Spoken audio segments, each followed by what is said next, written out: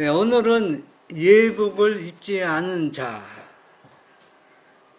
참, 많은 사람들은 이 얘기를 본인 자신이 읽고 말씀하면서 나와는 아무 상관이 없다고 생각할 수 있어요.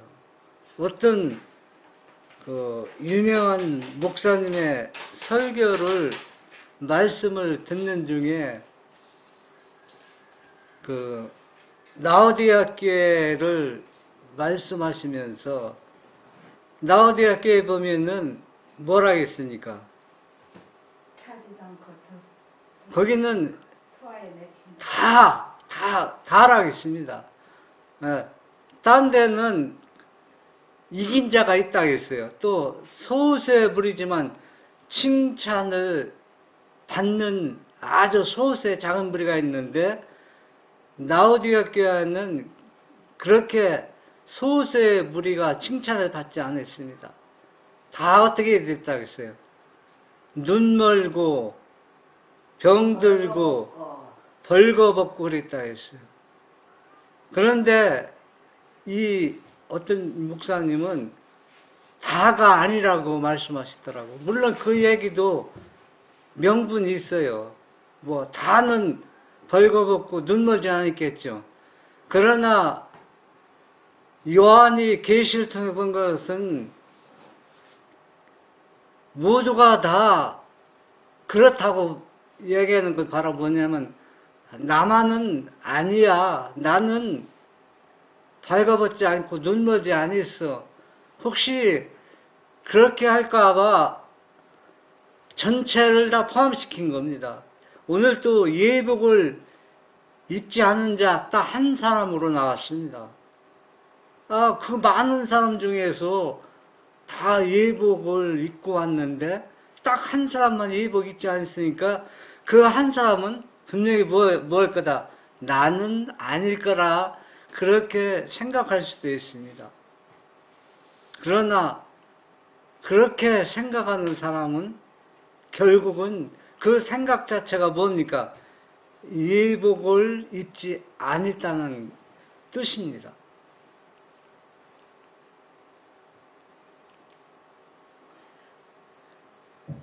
마태복음 22장 11절에서 13절 임금이 손을 보러 들어올세 거기서 예복을 입지 않은 한 사람을 보고 가로되 친구여 어찌하여 예복을 입지 않고 여기 들어왔느냐 하니 저가 유고무원이언을 임금이 사환들에게 말하되 그 수족을 결박하여 바깥 어두움에 내어 던지라 거기서 슬피 울며 이를 감이 있으리라 하니라. 예수님이 이 비유를 말씀하시면서 얼마나 지혜롭게 이 말씀을 하셨습니까? 한번 생각해 보세요. 모든 사람이 다 예복을 입지 않고 한 사람만 예복을 다 입고 다 한 사람만 안 입었다 이렇게 예수님이 말씀하셨으면 어떨까요? 사람들이 다 절망에 빠졌을 거예요. 가능성이 없다. 아무리 열심히 예수 믿어도 아무리 열심히 봉사해도 한 사람이라니까 이것은 참 구원받기가 너무 힘들다.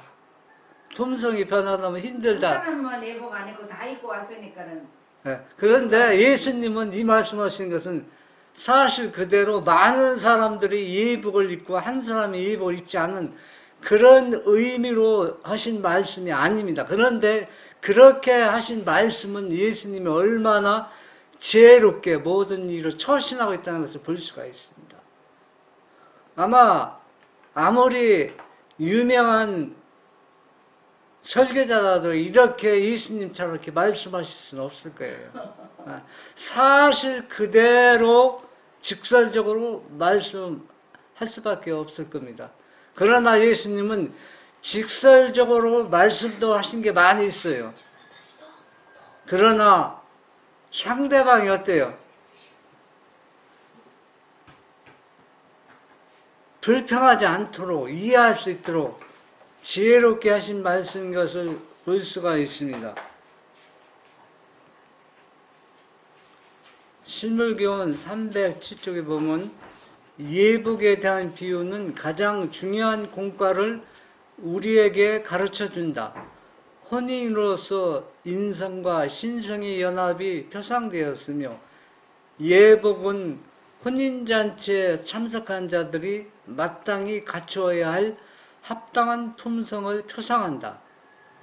이 비유는 이미 설명된 큰 잔치의 비유에서와 같이 복음의 초청과 유대인의 거절, 이방 사람에게 보내는 자비의 초청을 설명하고 있다. 그러나 이 비유는 초청을 거절한 자들이 주인에게 더욱 큰 모욕을 돌릴 것과 그들에게 더욱 무서운 형벌이 임할 것을 보여주고 있다. 저는 계속 이제 5부째 계속 더 예수님께서도 강도 높게 그 말씀하시는데 여기에서 보면은 혼인잔치의 예복을 우리가 받는 것과 나눠주는 분은 신성과 인성의 연합의 표상이라고 했습니다. 여러분 이게 얼마나 중요한 얘기인지 아십니까? 이게 보통 중요한 얘기가 아니에요. 예수님도 뭐가 있기 때문에 신성에다 인성의 옷을 입었기 때문에 가능하다는 얘기입니다. 예? 만약에 예수님이 속성이 신성이 없었다면 인성만 쓰고 있다는 것이었다면 불가능한 일입니다. 이 예복이 신성과 인성을 합한 예복이네. 네. 예수님도 인성을 신성에다 인성의 옷을 연합했기 때문에 이 예복을 본인 자신이 입고 또 본인이 입은 예복을 우리에게 나눠줄 수 있다는 얘기입니다.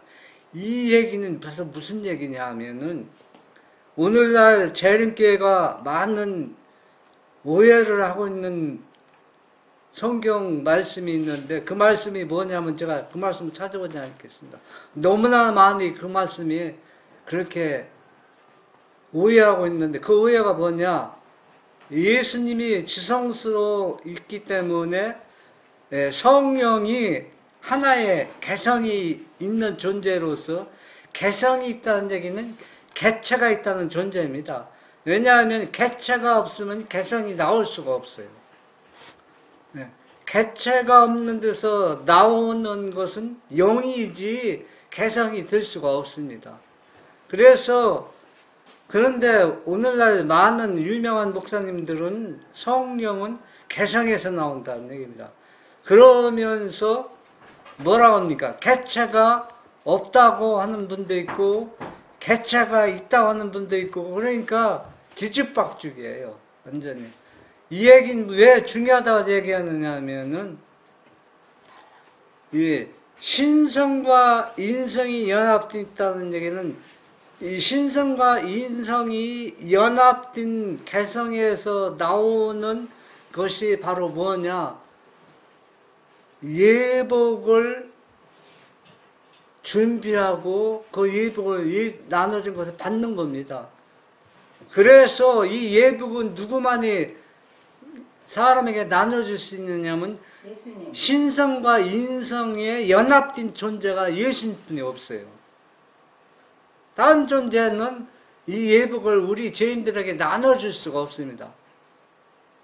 그래서 성경이나 예인의 신에서 우리를 돕는 성령의 능력은 신성과 뭐가 연합된가?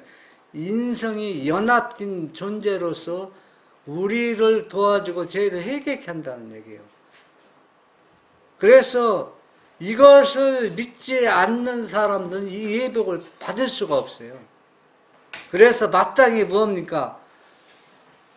예복을 왜 입지 않았느냐고 임금님이 그 예복을 입지 않는 사람들을 결박해서 밖에 내버렸다는 얘기는 그 사람은 뭐 하는 겁니까? 죽을 수밖에 없다는 얘기입니다. 그런데 더 예수님을 거절하니 어떻게 하늘에 갈 수 없지? 더 아니라는 것은 임금님이 초청했는데도 이 잔치에 거절했다는 얘기는 얼마나 사람들이 악하여지고 있다는 얘기입니다. 제가 어렸을 때는 하도 다 모든 사람이 집집마다 가난해서 먹을 것이 별로 없어요. 그래서 저에게 소망이 뭐냐 하면은 원 없이 배불리 먹는 거라고 했습니다. 얼마나 매일 배고프게 먹으면 밥을 주는데 밥을 먹으면은 더 좀 먹고 싶은데 기별이 간이 안 차는 거예요. 예, 소식하고 완전히 다르죠. 소식은 근데 영양이 몸에 쌓여 있으니까 소식하는데 이거는 몸에 쌓인 것도 없어요. 그러니까 잔치가 나면은 잔치집에 소문나서 막 그저과 아이들이 막 거의 다 찾아요. 거지는 어떻게 알고 왔는지 거지 어린아이들이 막 어떤 집은 막 100여 명씩 됩니다. 많은 집에. 그러니까 한 동네에 모여서 잔치집에 가면 그날은 아주 배부르게 먹을 수 있어요. 그런데 여기에서는 임금님이 음식을 준비했으면 얼마나 맛있는 거 많이 준비했겠어요. 예? 상이 예? 너무 잘 차려서 상이 넘어질 정도로 쓰러질 정도로 그렇게 푸짐한 음식을 차려놓고 초청했는데도 사람들이 어때요? 그 배 안 고픈 사람들만 안 와. 초청에 거절했다는 얘기입니다. 배부른 사람들 안 와. 그런데 여기에서 배가 안 고파서 안 왔다는 얘기는 무엇을 하냐면은 예수님이 주고자 하는 예복을 거절하는 사람이 될 수밖에 없다는 얘기예요.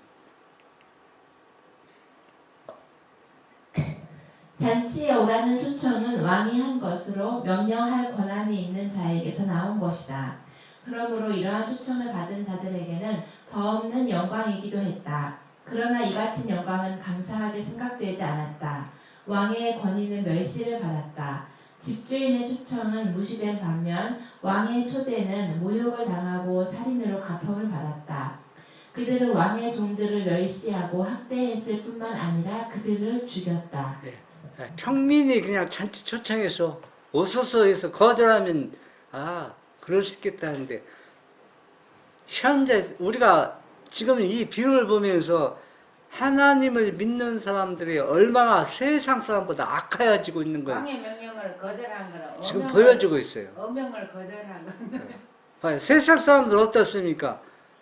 그냥 보통 평민이 잔치에 초청한 거절할 수 있지만 왕이나 임금님이나 대통령이 당신 오늘 나와 만찬을 같이 하셔서 오면 누가 세상 사람들 거절 안 합니다. 누가 거절할 수가 없어요. 왜? 뭐로 여깁니까? 그 집의 가문을 여겨요. 왜? 대통령으로부터 만찬에 초대받았으니 그걸 누가 싫다마다 하고 다른 일 핑계 댈 수 있습니까? 다른 일 다 접어두고 이 만찬에 참석하는 겁니다. 안 오고 변명한 사람은 그 왕을 무시하는 사람. 세상 사람들은 무시 않고 초청을 거절하지 않는데 지금 이거는 하나님을 믿는 사람들을 얘기하는데 하나님을 믿는 사람들은 왕의 초청을 거절했다는 얘기는 품성이 어떻다는 얘기예요. 세상 사람보다 더 악하다는 면을 보여주고 있는데 이걸 감지하지 못하고 있다는 얘기예요.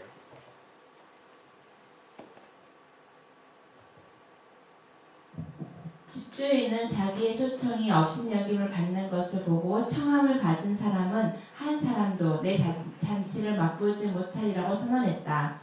그러나 왕의 뜻을 멸시한 자들은 왕의 앞과 왕의 식탁에서 쫓겨나는 것으로 끝나지 않았다. 임금이 노하여 군대를 보내어 그 살인한 자들을 진멸하고 그 동네를 불살랐다. 이 두 비유가 모두 다 손님을 위하여 잔치를 준비하고 있으나 둘째 비유는 그 잔치에 참석할 모든 사람들이 마땅히 갖추어야 할 준비가 있다는 것을 보여주고 있다. 여기에서 보면은 예복을 입지 않은 사람들은 결국은 이 성경 원칙대로 얘기하면은 이 잔치에 참석하지 않았다는 얘기입니다.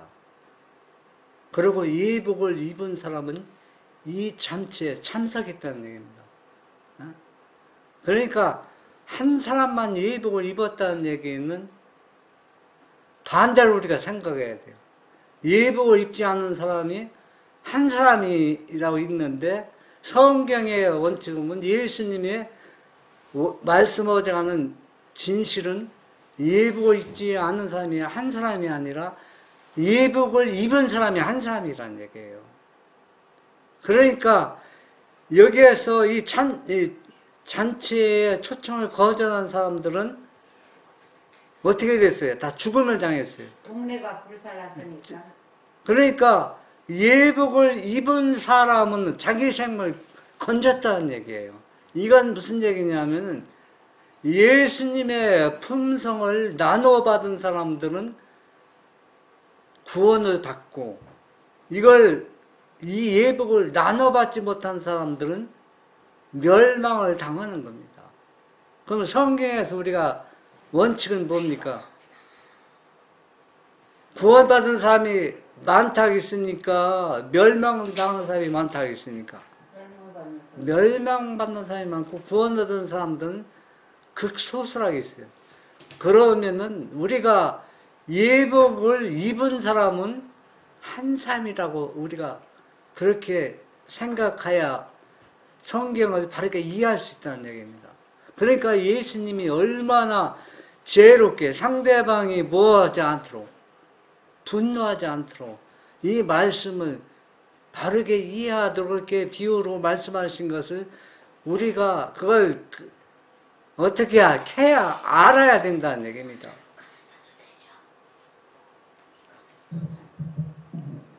그리하여 유대 민족은 하나님의 자비를 완전히 거절해 버렸다. 그 결과가 그리스도의 비유 가운데 예언되어 있다. 임금이 군대를 보내어 그 살인한 자들을 진멸하고 그 동네를 불살랐다. 유대 민족에게 선고된 형벌이 예루살렘의 멸망과 백성들이 열방에 흩어진 사실로서 성취되었다. 잔치에 오라는 세 번째 초청은 복음을 이방 사람들에게 보낼 것을 표상한 것이다. 임금은 혼인 잔치는 예비되었으나 청한 사람들은 합당치 아니하니 사거리 길에 가서 사람을 만나는 대로 혼인 잔치에 청하여 오라고 말하였다. 예. 만약에 예수님 말씀대로 그 잔치에 사람들이 많이 모였잖아요. 모였는데 한 사람만 예복을 입지 않았다고 했습니다.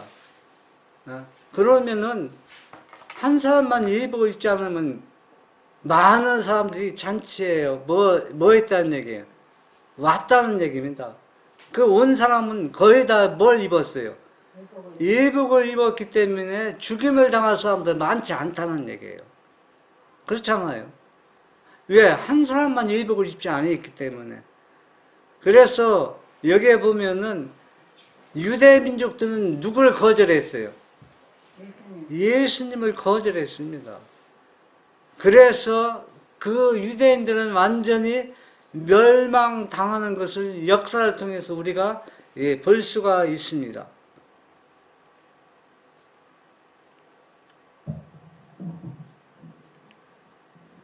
큰 거리에 나간 임금의 종들은 악한 자나 선한 자나 만나는 대로 모두 데려왔다. 이 무리는 섞인 무리이다. 그들 중 어떤 이들은 초청을 거절한 자들 못지않게 잔치에 초대한 분에게 참된 존경을 나타내지 아니하였다. 맨 먼저 초청을 받은 사람들은 임금의 잔치에 가기 위하여 세속적 이익을 희생할 수 없다고 생각하였다. 그리고 이 초청에 응한 사람들 중에는 저희 자신의 유익만을 생각하는 자들이 있었다. 그들은 잔치에 푸짐한 음식을 먹기 위해 왔지 임금을 존경할 마음이 있어서 온 것은 아니었다. 예, 지금 계속 설명해 주고 있습니다. 예복을 입지 않은 사람이 딱 한 사람뿐이면 자꾸 이렇게 말씀하실 필요가 없어요. 그렇잖아요. 여기는 뭡니까? 한 사람만 구원받지 못하는 게 아니라 이 잔치에 초청을 받아서 잔치에 참석하는 사람들이 무엇가 준비가 거의 안 된 것을 지금 지적해서 말해주고 있습니다. 그래서 여기 모인 무리들은 무엇입니까? 사거리에 나가서 모든 사람들을 전름반이나 모든 병자들이나 모든 사람들을 다 붙잡아서 억지로 붙잡아 들였는데 결국은 뭡니까? 한 사람만 예복을 안 입은 게 아니란 얘기예요. 그렇잖아요. 네? 얼마나 하나님을 믿는 사람들이 결국은 하나님의 그 품성을 나눠받지 못하고 있는 사실이 얼마나 뼈저리게 여기서 드러나고 있습니까? 세상 사람보다 더 악한 모습을 보여주고 있다는 얘기입니다. 여러분, 세상 사람들은 의리가 있어요. 거의 자기에게 은혜를 준 사람은 거의 배반하지 않고 그것을 갚아요. 그런데 하나님을 믿는 사람들은 다 누구한테 은혜를 입었어요. 갚을 수 없는 큰 은혜를 입고도 다 누가 되는 겁니까? 다 배신자가 되고 있다는 얘기예요. 그러니까 이 얘기는 바로 뭐냐? 제가 계속 반복해서 말씀드리지만 세상 사람보다 더 못한 품성을 가지고 있다는 얘기예요. 근데 유대의 역사를 전체를 통틀어 세상 역사를 통틀어 보면 유대인 혈통으로 그 구원받은 사람이 이방인보다 더 많을 것 같은데. 그래서 여기에는 지금 어떤 조직을 얘기하는 게 아니라 개인적인 사상을 표현한 겁니다. 그러니까 복음은 누구로부터 시작됐다 했어요. 유대인으로부터 시작됐기 때문에 예수님도 뭐라 했습니까? 자기를 거절한 유대민들에게 먼저 어디에 전하라? 에루살렘에 가서 복음을 전하는 얘기였습니다. 그러니까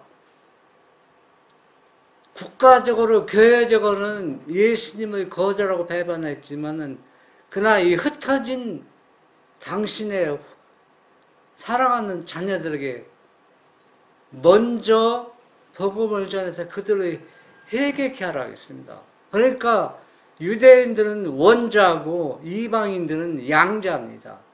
그러니까 뭐부터 복음을 전하라? 원자부터 복음을 전하라 했습니다.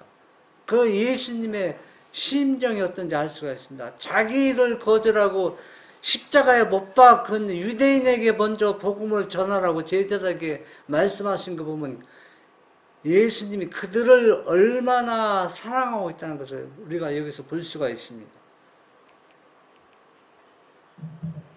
임금이 손님들을 보려고 들어왔을 때 각 사람의 본성이 드러났다.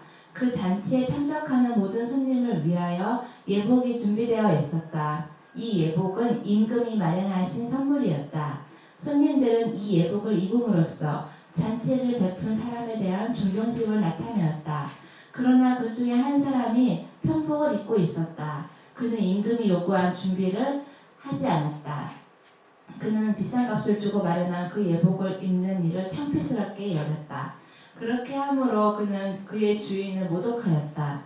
친구여 어찌하여 예복을 입지 않고 여기 들어왔느냐 하는 임금의 질문에 대하여 그는 아무런 대답도 할 수 없었다. 그 후에 임금은 종들에게 그 수족을 결박하여 바깥 어둠에 내어 던지라고 명했다. 여러분 이 말씀 이해가 됩니까? 여러분 옷을 사면은 누가 옷을 선물로 주는데 싸구려 10,000원짜리 100만원짜리 하면 100만원짜리 값비싼 걸 부끄럽게 생각하는 수치스럽게 창피스럽게 생각하면서 그걸 안 받는 사람 있어요? 없어요. 없죠. 다 누굽니까? 나 같아도 싸구려보다 좋은 값비싼 돈을 주고 사는 그 선물을 받기를 원합니다. 그런데 여기에서는 뭐라 했어요? 이 예복을 입는 것은 초대한 사람을 존경하는 것과 또 이 비싼 값을 준 그 주인을 존경하는 마음인데 이 값비싼 것을 창피하게 여겼다. 왜 창피하게 여깁니까? 여러분 이게 무슨 의미입니까? 아, 비싼 옷을 왜 창피하게 입고서 창피해서 안 입었다는 얘기예요. 싸구려 옷을 입고 가면 오히려 더 창피하죠. 맞아요. 그런데 좋은 옷을 입고 가는데 왜 창피하게 느껴서 안 입었다는 얘기입니까? 이게 무슨 의미를 가지고 있습니까? 에? 이 얘기는 무슨 얘기냐면은, 다 예복을 똑같이 입었으니까 똑같이 입기 싫다는 거. 아니에요. 예수님이 준비한 예복은 얼마나 값이 쌌냐면 자기 자신을 완전히 우리의 대성물로 내놓고 옷을 예복을 마련했어요. 자기 생명을 내놓고 싸다고요? 값이 비싼 옷. 그런데 여기서 값 비싼 옷을 입는 걸 창피해서 안 입었다고 했잖아요. 그런데 왜 창피하는 얘기예요? 그런데 이 얘기는 무슨 얘기냐면은 예수님의 자기 생명을 바쳐서 우리에게 준 이 예복을 입으려면은 예수님의 성품을 나눠받아 예수님처럼 살아야 하는데 세상에서는 그렇게 살면 손가락질하게 뭐 적당히 살지. 예수 믿어도 좀 적당히 믿어. 그렇게 꼬치꼬치 그냥 뭐 그렇게 예수 믿지 말라는 얘기입니다. 말씀도 대강대강 순종해. 그렇게 뭐 성경 그대로 믿어. 그걸 이야기하는 겁니다. 그러니까 세상 사람들 예수 믿으면은 아이고 저 사람 저게 뭐야 너무 까다로워 막.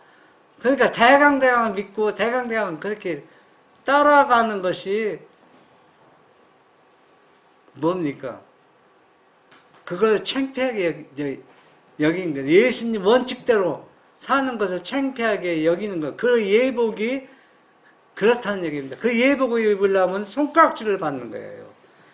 그리고 또 그 예복을 입는 사람들은 환란에서 나오는 사람처럼 핍박을 받는다는 얘기다. 구원받은 사람은 어디에서 나온 사람이라고 했어요? 환란에서 나온 사람이라는 얘기예요. 환란에서 나왔다는 얘기는 얼마나 많은 핍박과 조롱과 어려움을 당했다는 것을 표상한 겁니다. 그러니까 여기 보면은 이 예복 입는 것을 뭐 여겼다? 창피스럽게 여겼다는 얘기예요. 여러분들 그 얘기 안 들어봤습니까? 아, 예수 믿어도 적당히 믿어. 에? 그렇게 뭐지가 뭐게 깐질깐질하게 믿지 말고. 그래서 교황이 뭐라 했습니까? 성경 말씀대로 순종하는 사람들 무슨 주의자? 근본주의자라는 얘기입니다.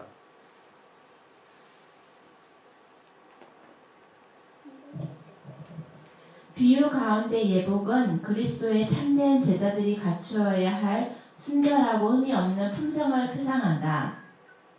교회에게 빛나고 깨끗한 세마포를 입고 티나 주름 잡힌 것이나 이런 것들이 없는 품성을 얻게 하기 위하여 교회에게 이것이 주어졌다.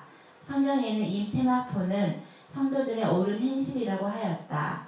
이 세마포는 그리스도의 의, 곧 믿음으로 예수를 개인의 구주로 받아들이는 모든 사람들에게 주시는 흠이 없는 품성을 표상한다. 예, 제가 분명히 이 시간 장담합니다. 제가 장담하는 게 아니라 성경에서 분명히 얘기하고 있습니다. 아까 조금 전에 이 품성의 이 예복은 뭐가 연합된 거라고 했어요? 신성과 인성이 연합된 얘기는 예수님이 인성으로 이 땅에 태어나서 십자가에 돌아가시고 부활해서 하늘에 승천했지만은 여전히 그분은 우리에게 예복을 나눠주는데 예수님 자신이 뭘 경험했어요? 인간으로 경험했습니다. 인간으로 경험해서 예수님이 사단과 싸워서 이긴 것은 신성에다 인성이 연합됐기 때문에 사단과 싸워서 이겨서 예수님이 이긴 이 의를 우리에게 나눠주는데 오늘날 이건 누가 성령 하나님이 준다고 생각해요. 오늘날도 성령 하나님은 신성과 인성이 연합된 존재가 아니에요. 이 신성과 연합된 존재는 오직 누굽니까? 아버지 아들 예수 그리스도밖에 없어요. 그래서 이분을 개인의 구주로 받아들이는 사람만이 뭘 나눠받을 수 있냐면 예복을 나눠받을 수 있다는 얘기입니다. 그런데 많은 설교자들은 그렇게 많은 사람들에게 감동을 주고 감화를 주고 설교 잘하는 분들이 다 성령께서 우리를 돕는다고 생각하는데, 성령께서 돕는다는 얘기는 성령 하나님을 얘기하는 겁니다. 그래서 여기에서도 이 비유에서도 이걸 예수님을 온전히 신성과 인성이 연합된 존재로 그분을 개인의 구조로 받아들이지 않는 사람들은 이 예복을 어떻게 해야 돼요? 입을 수가 없다는 얘기입니다. 그래서 이 세마포는 성도들의 옳은 행실인데 예수님이 이 땅에서 하셨던 그 모든 것을 우리에게 나눠주는 겁니다. 그 나눠주는 것을 그대로 우리가 그걸 통해서 우리가 사단과 싸워서 이기고 바로 예수님으로부터 깨끗한 세마포를 우리가 받는 것입니다. 이것이 바로 모든 사람에게 주시는 흠없는 품성을 표상하고 있습니다. 하늘 배틀로 짠 이 두루마기에는 사람이 만든 실은 한 올도 섞이지 않았다. 인성으로 나타나신 그리스도께서는 완전한 품성을 나타내셨고 이 품성을 우리에게 나눠주신다. 우리의 의는 다 더러운 옷과 같다. 우리 자신이 할 수 있는 일은 모두 다 죄로 더럽혀졌다. 그러나 하나님의 아들께서는 우리 죄를 없이 하려고 나타내신 바 된 것을 너희가 아나니 그에게는 죄가 없느니라. 죄는 불법으로 정의되었다. 그러나 그리스도께서는 율법의 모든 계명을 지키셨다. 그는 자기에 대하여 나의 하나님이여 내가 주의 뜻 행하기를 즐기오니 주의 법이 나의 심중에 있나이다 라고 말씀하셨다. 여기서 보면 하늘 배틀로 짠 이 두루마기에는 사람이 만든 실은 한 울도 섞이지 않겠다 했습니다. 그래서 우리가 성경을 가감하면은 절대로 이거 우리가 입고자 하는 완전한 예복이 될 수가 없어요. 사람의 짠 한 올이 거기에 섞이면 그것은 예복이 아니기 때문에 멸망을 당할 수밖에 없습니다. 여기에서는 그리스도께서 완전한 품성을 나타내시는데 그 품성이 뭐냐? 우리에게 나눠주는데 그분이 인성으로 이 땅에 오셨던 그 품성을 얘기하고 있습니다. 이 땅에 오셨던 그 품성을 우리에게 나누어주고 그분을 개인의 구조로 받아들일 때 우리는 임금이 마련한 그 예복을 입는 것입니다. 그런데 오늘날 어떻습니까? 이걸 안 받아들입니다. 그거는 뭐라 했어요? 불법이라고 했습니다.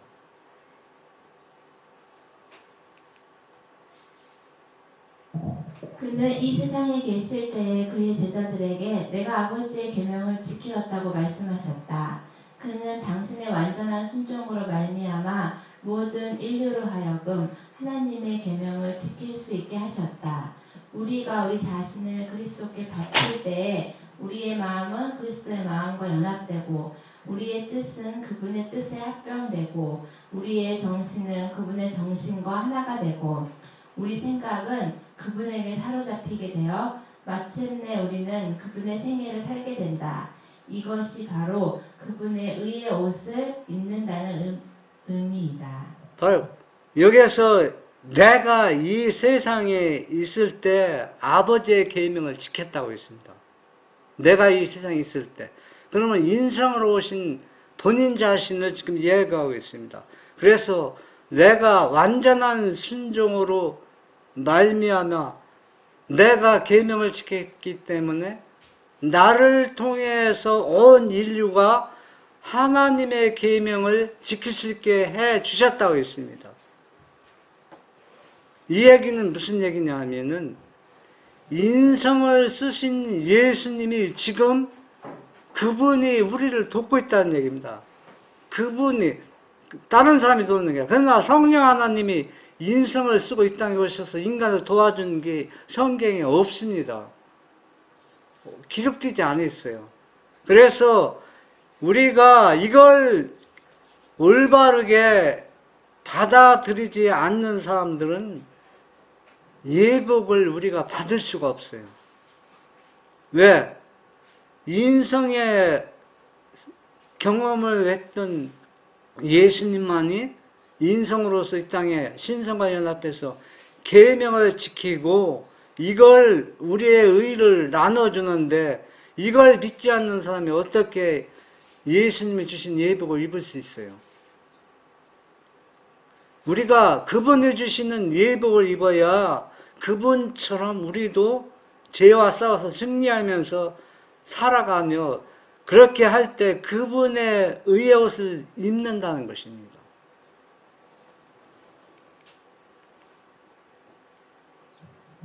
예복을 입지 않고 혼인 잔치에 참석한 사람은 오늘날 이 세상을 사는 많은 사람의 상태를 나타낸다. 그들은 그리스도인이라고 공언하면서 복음의 축복과 특권을 요구한다. 그러나 실상은 그들의 품성의 변화의 필요를 느끼지 않는다. 그들은 죄에 대한 진정한 회개를 전혀 체험하지 못했다. 그들은 그리스도의 필요를 느끼지도 않고 그분에 대한 믿음도 나타내지 않았다. 저희는 악을 행하고자 하는 선천적 또는 후천적 성벽을 극복하지 못했다. 그러면서도 그들 자신이 꽤 선하다고 생각하고 그리스도를 의지하는 대신에 저희 자신의 공로를 의뢰한다.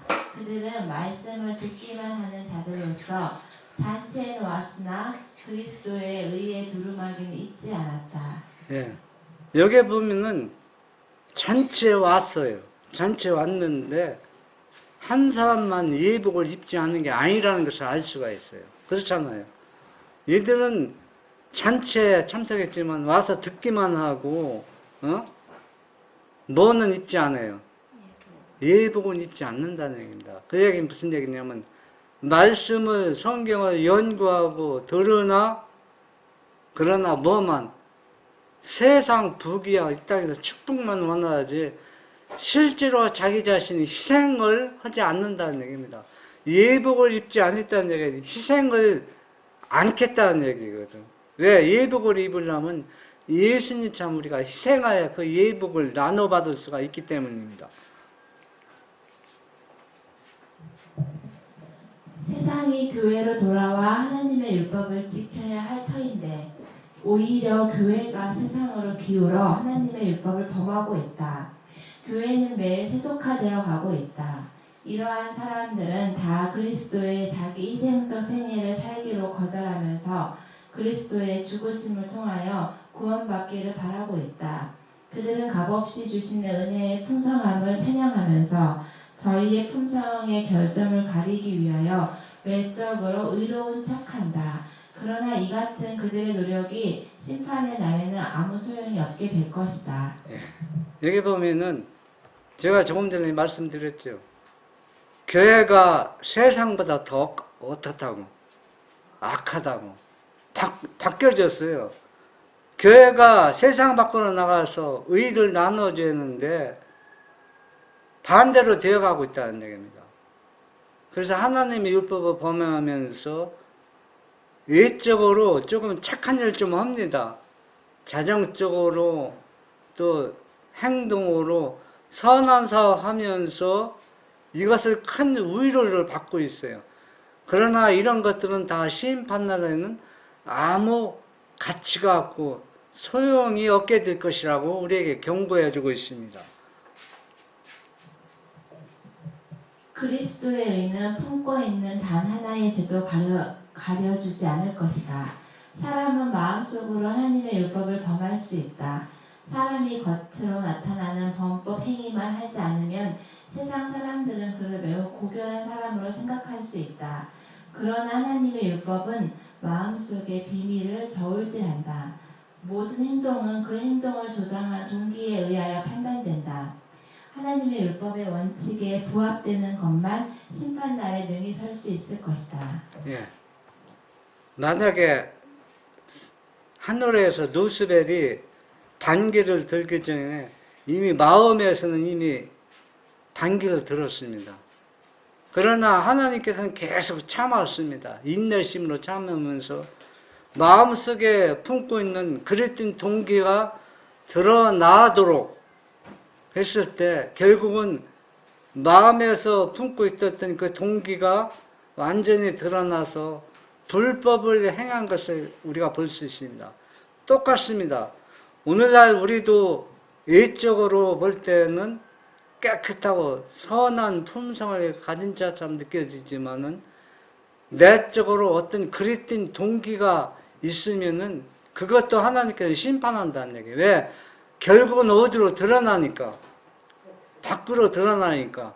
그래서 우리는 하나님이 예수님이 주신 의의 옷, 그 예복은 안과 박이 일치가 됩니다. 다 깨끗한 세마포 옷이라는 얘기입니다.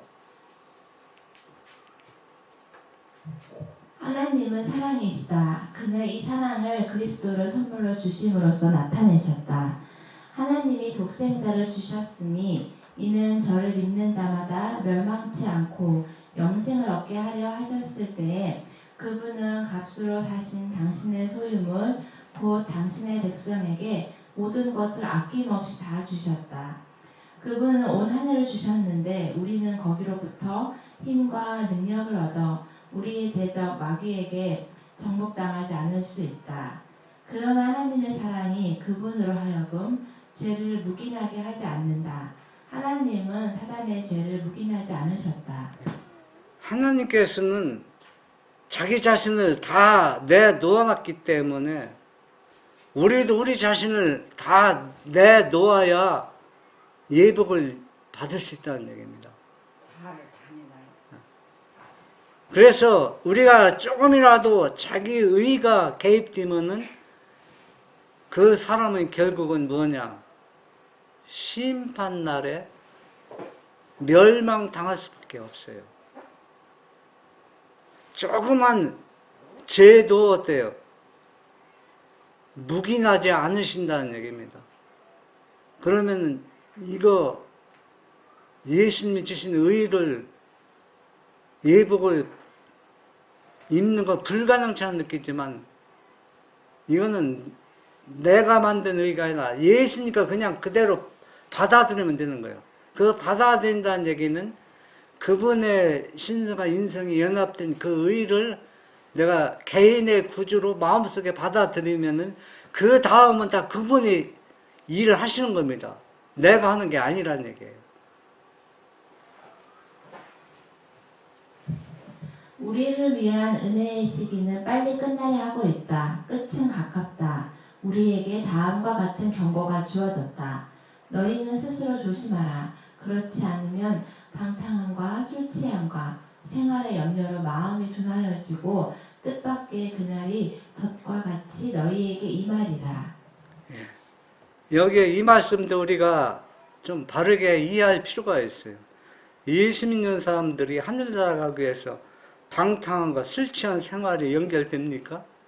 세상 일에 취해. 예? 그런 의미가 아니라 그런 사람들과 똑같은 행동으로 생활하고 있다는 얘기예요. 세상 사람들 술 취하고 방탕하고 그렇게 둔화해져서 예수님을 안 믿는데 예수 믿는 사람도 사상과 행동은 세상 사람처럼 방탕과 술 취한 생활과 똑같이 생활하고 있다는 얘기입니다. 실제 술 취하고 방탕한다는 얘기가 아니라 그러니까 이 의는 자기 자신의 의를 조금이라도 포함되면은 절대로 예복을 하나님이 주신 예복을 입을 수가 없다는 얘기입니다. 그날에 그대가 준비되지 못한 사람이 되지 않도록 조심하라. 임금의 잔치에서 예복을 입지 않은 자가 되지 않도록 조심하라. 생각지 않은 때에 인자가 오리라. 누구든지 깨어 자기 옷을 지켜 벌거벗고 다니지 아니하며 자기의 부끄러움을 보이지 아니하는 자가 복이 있도다. 예. 누구든지 나와도 이렇게 경고한 말씀 같이 자기가 눈이 멀고 의의 옷이 완전히 벗어져서 뻘거벗은 것을 자기 자신이 얼마나 부끄러운 상태에 있다는 것을 감지하지 못하는 사람들은 죄를 회개하지 않습니다. 그러나 이것을 감지한 사람은 회개해서 예수님이 주신 그 예복을, 값비싼 예복을 부끄럽게 생각하는 것이 아니라 영광스럽게 생각하면서 그 예복을 입는다는 얘기입니다. 그러나 시간이 별로 없습니다. 시간은 어때요? 빨리 지나가고 있습니다. 우리가 생각하는 것보다 예수님은 더 빨리 이 땅에 오신다고 우리에게 말씀해 주고 있습니다. 생각지 않은 때 인자가 오리라는 말씀을 생각하면서 우리는 깨어 기도하면서 자기 자신이 옷이 잘 예수님이 주신 의의 옷을 입고 벌거벗고 다니지 않도록 여러분들 계속 그분으로부터 의의 옷을 나눠받는 우리 모두가 되기를 바랍니다. 아멘.